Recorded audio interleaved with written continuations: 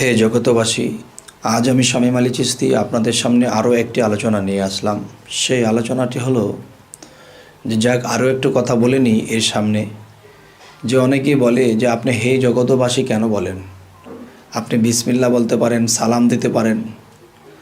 হ্যাঁ, বিসমিল্লাহ আমি অন্তরে অন্তরে অবশ্যই নেই যে হে হে প্রভু তোমার নামে আমি শুরু করিলাম, হে আল্লাহ আপনার নামে আমি আমার আলোচনা শুরু করিলাম, কিন্তু বিসমিল্লাহটা আমি অন্তরে বলি। এবং হে জগৎবাসী বলি এই কারণেই যে আমি শুধু ইসলাম ধর্মের জন্য এই আলোচনাগুলো করি না, আমি সমস্ত বিশ্ববাসীর জন্য, সমস্ত জগৎবাসীর জন্য আমার এই আলোচনাগুলো করা হয়। তো এখন যদি আমি সালাম দেই তাহলে এই সালামটা মুসলমান নেবে, অন্য অন্য ধর্মের লোকেরা নাও নিতে পারে। আর যখন বললাম যে হে জগৎবাসী, তখন সমস্ত জগৎবাসীকে আমি ডাক দিয়ে আমার এই কথাগুলো বলতে শুরু করলাম। যাই হোক, আজকের যে আলোচনাটি সেটি ছোট করেই বলবো, বেশি বড় করব না। সেই কথাটি হলো যে মানুষ যখন মানুষকে একটা বিষয়ে নিষেধ করে বা একটা বিষয়ে মানুষকে বলে যে এটা করো না বা এই বিষয়টা তোমরা এভাবে চইলো না, তখন দেখা যায় যে এই কথাটা বলে তার মধ্যে এই কথাটা বহাল থাকতে হবে। যেমন একটি কথা, ছোট একটা কথা লক্ষ্য করবেন যে একজনে একটা ছোট একটা সাইনবোর্ড লাগালো গাছের মধ্যে।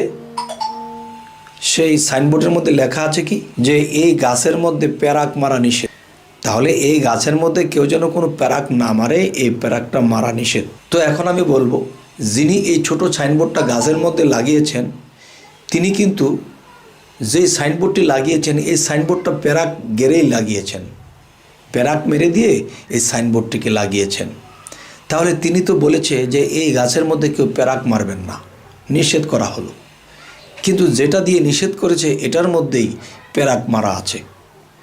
তাহলে যে বলে যে তুমি এভাবে চলো, এটা করো না, সেটা নিষেধ, সেটা করো না, এখন সেই জিনিসগুলো যদি আমার মধ্যেই থাকে তাহলে কিন্তু আমার এই কথার মূল্য থাকবে না। এই কথাটার একটা প্রমাণ আমি আপনাদেরকে দিচ্ছি যে হজরত মোহাম্মদ সাল্লাল্লাহু আলাইহি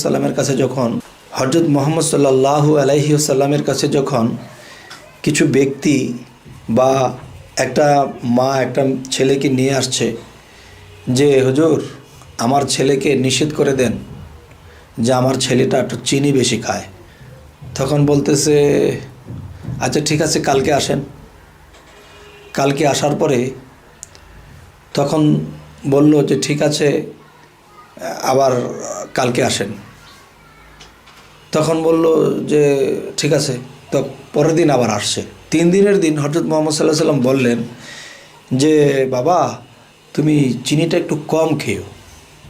তখন ছেলের মা বলতেছে কি যে আপনি এই কথাটা প্রথম দিন বলে দিলেই পারতেন, আপনি আজকে বললেন কেন?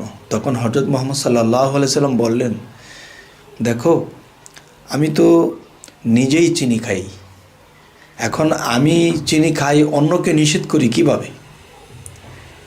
তাই আমি নিজে চিনি খাওয়া কমিয়ে দিয়েছি, তখন তাকে কমাতে বলেছি। তবে দেখবেন এই পৃথিবীতে আমরা বেঁচে আছি, বেশিরভাগ মানুষ যে নিজে অপরাধ বেশি করে কিন্তু সে কিন্তু অন্যকে অপরাধী বলে ডাকছে। যারা নিজেরা বেশি বেশি ঘুষ খাইতেছে, বেশি বেশি মানুষের ক্ষতি করতেছে, বেশি বেশি মানুষের দিকে কুদৃষ্টি দিতেছে, তারা কিন্তু বলতেছে এই তুমি কাউকে কুদৃষ্টি দিও না। আবার বলতেছে তুমি কিন্তু মানুষেরটা মেরে খেও না এবং কারোটা ঘুষ খেও না। এই যে কথাগুলো বলা হয়, কিন্তু ভালো করে তল্লাশ করে দেখা যায় যে এই গুণগুলো তার মধ্যে ভরপুর। তো হযরত মুহাম্মদ সাল্লাল্লাহু আলাইহি ওয়াসাল্লাম তিনি একজন মহামানব, তিনি কি সুন্দর ধৈর্যশীল ছিলেন এবং সে নিজের মধ্যে একটা জিনিস যখন থাকতো তখন সেই জিনিসটা সে নিজে কমিয়ে তখন আরেকজনকে কমাতে বলতো। কিন্তু আমাদের এই জগতে একজন আরেকজনের কথা কেন মানে না? এই কারণেই মানে না যে আমি যা করি খারাপটা, এই খারাপটা আমি অন্যকে করতে নিষেধ করি, কিন্তু আমার মধ্যে এটা বহাল আছে। তবে হে জগতবাসী, আজকে ছোট করে আলোচনা করলাম, আমাদের এই জিনিসগুলো খেয়াল করতে হবে এবং আমাদের নিজেদেরকে যখন শুধরাবো, নিজে যখন পরিষ্কার হয়ে যাব তখন অন্য কাউকে আমি পরিষ্কার করে নিতে পারবো। তো আজ এ বলেই রাখবো। সকলেই ভালো থাকবেন। আল্লাহ হাফিজ।